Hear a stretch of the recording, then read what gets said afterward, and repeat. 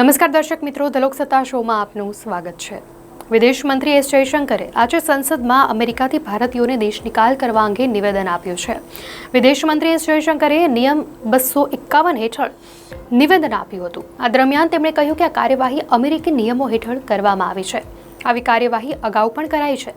આ કોઈ નવી પ્રક્રિયા નથી। રાજ્યસભામાં નિવેદન આપતા એ પણ જણાવ્યું કે આ તમામ ભારતીયોને શા માટે અમેરિકી વાયુસેનાના વિમાનમાં હાથ પગ બાંધીને બેસાડવામાં આવ્યા હતા।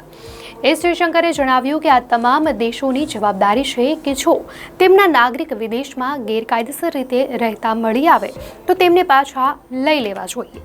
એસ જયશંકરે વધુમાં જણાવ્યું કે અમેરિકામાં લોકોને પાછા મોકલવાની પ્રક્રિયા ત્યાંની ઇમિગ્રેશન અને કસ્ટમ્સ એન્ફોર્સમેન્ટ ઓથોરિટી કરે છે। ભારતીયોને સાંકળથી હાથ પગ બાંધવા અંગે મચેલા વિવાદ પર બોલતા તેમણે કહ્યું કે 2012થી લાગુ એક નિયમ મુજબ જ્યારે લોકોને વિમાનથી પાછા મોકલવામાં આવે છે ત્યારે તેમને સુરક્ષા માટે બાંધીને રાખવામાં આવે છે, પરંતુ આઈસીઈએ અમને જણાવ્યું છે કે મહિલાઓ અને બાળકો આ પ્રક્રિયાથી મુક્ત હોય છે, એટલે કે તેમને બાંધવામાં આવતા નથી।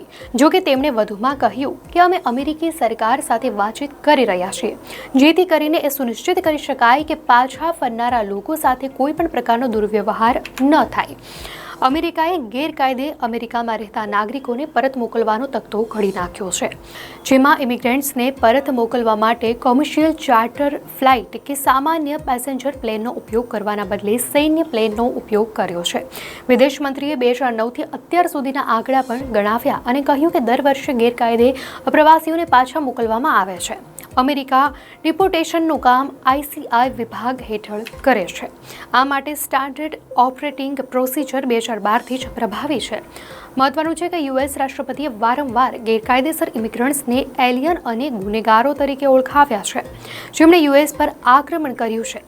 લશ્કરી વિમાનમાં હથકડી અને બેડીઓ બાંધેલા સ્થળાંતર કરનારાઓના દ્રશ્યો સાથે ટ્રમ્પ આવા ગુનાઓ સામે કડક બનવાનો સંદેશ આપી રહ્યા છે।